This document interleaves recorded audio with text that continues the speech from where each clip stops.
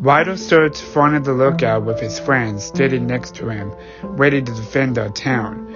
Mo Goodway emptied her purse of her belongings, including chocolate, and filled it with rocks to use it as a weapon.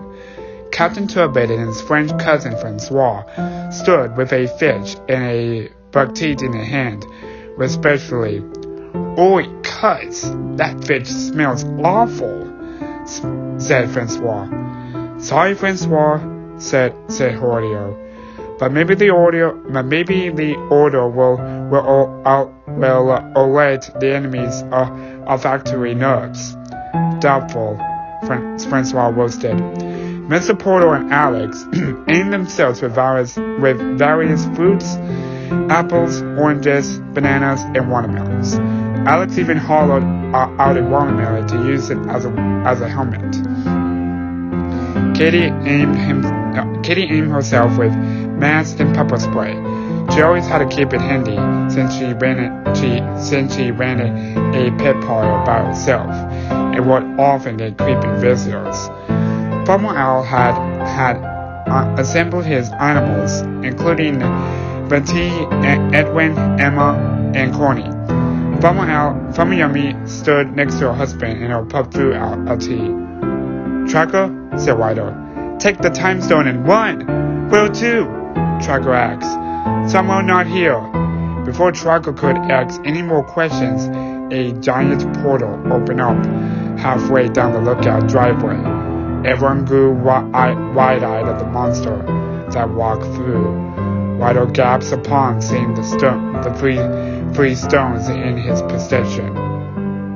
"I hear you have the time stone and power stone," said Thanos. "You can't have them," said Mo Goodway. "Why are you even doing this?" said Wido. "Your planet is not like others out there," said Thanos. "Too many months were limited to rescuers.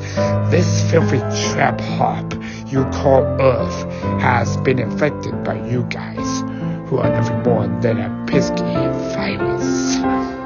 "That doesn't answer my question," said Wido. "These are one of two ways this could go," Thanos continued. "One, the population, not just here, but everywhere, could remain unhacked, and Earth and other planets will cause to exit, become completely unfindable. Or two, with all 6 stones and the snap of my fingers. Half of the population everywhere disappears, bringing back a second chance, and what several onwards to come." Gundalocked. You mean Gundalocked, right? When I'm not one whole grenade, and my constraints are not personal. I just want my will to be done. "You're the last person who will get these stones," said Katie.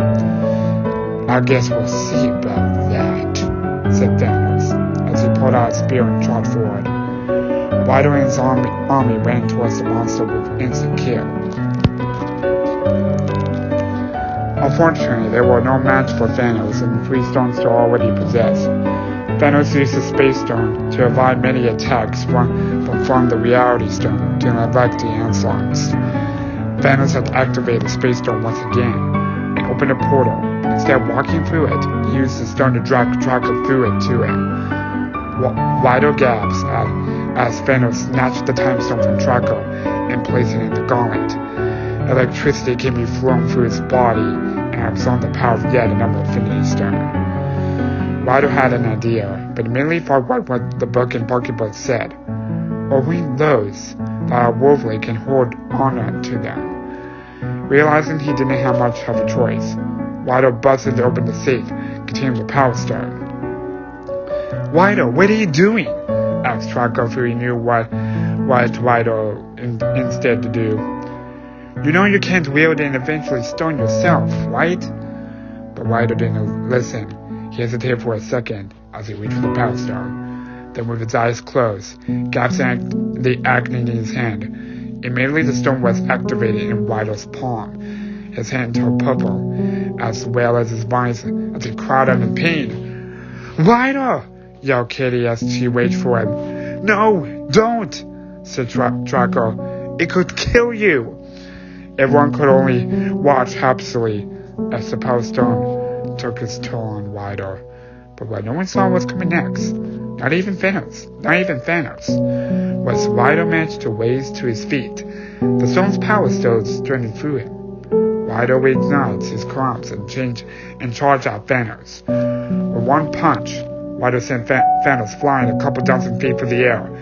And angry Thanos got back up without brushing himself off and threw his spear giant style at Ryder. Ryder, who had been running at Thanos, ducked just in time and let in another powerful blow.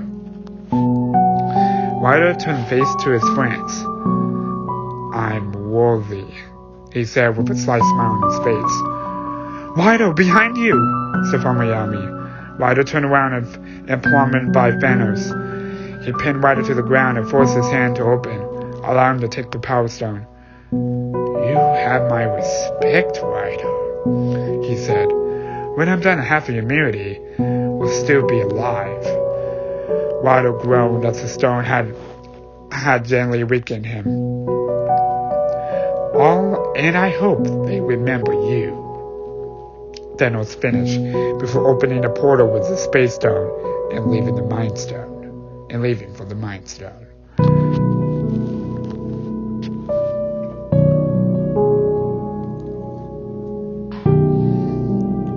Everest and Jake ran outside the cabin and down the steps. Everest crouched down and looked underneath the steps. There she saw a bright yellow glow. Jake, I found it, she called. Jake went over to where she was and examined the stone. What the heck is that? It's an Infinity Stone, a powerful agony that controls its own aspect of existence. This one's controlling mind. Everest reached out for it, but as it was wobbled, the stone exhaled a blast that sent Everest flying backwards a few feet. What the? She asked, getting back up. She walked back to the stone and noticed something strange. Whoa, Everest, part of the stone's district, said Jake. I have an idea, Liverskings replied. If we both alternate reaching out for it and landing at a blast us back, maybe we can immediately destroy the stone. Great idea, Everest. Before long, Everest and Jake went to work on the stone. Each time the stone destroyed a little more. It wasn't until they were about 90% through that the wind started to blow. Everest, the winds, they're shifting, said Jake. Everest stopped and I could feel the wind changing directions. Suddenly, a portal opened nearby the cabin. Both gaps as Thanos stepped through with 5 stones in the gauntlet. That's the monster that we're dealing with, Everest asked. Then she directed her attention back to the stone. Jake, the stone! Jake reached out for the stone and let it explode. Just a little more, he said. After 3 more attempts, the stone finally exploded for good. The force was so strong that sent Jake, Everest, and Thanos flying back in a good football field's length. Everest groaned and truly slowly got to her feet. We did it, she said as she looked what was left and where the stone was. Jake, we did it! Woohoo! Jake said. We did it, Everest. Suck on that, Civil Dude. Thanos just chuckled. Now is not the time to celebrate, he said. Not yet, at least. Huh? Everest said. Thanos simply activated the time stone and turned his head counterclockwise. Before Everest and Jake realized what it was doing, the Mind Stone reappeared in its spot. Thanos knocked Everest and Jake aside and walked up to the stone. Instead of picking up it like he would like the other stones, he stuck his gauntlet down close to the stone, letting the stone find its way to the last of it in the gauntlet. The Paw Patrol's worst nightmare has become a reality. Thanos stood up with all 6 Infinity Stones in his gauntlet. He gave a sinister grin as he looked at Everest and Jake, who were lost for words. I am inevitable, Thanos said before snapping his fingers.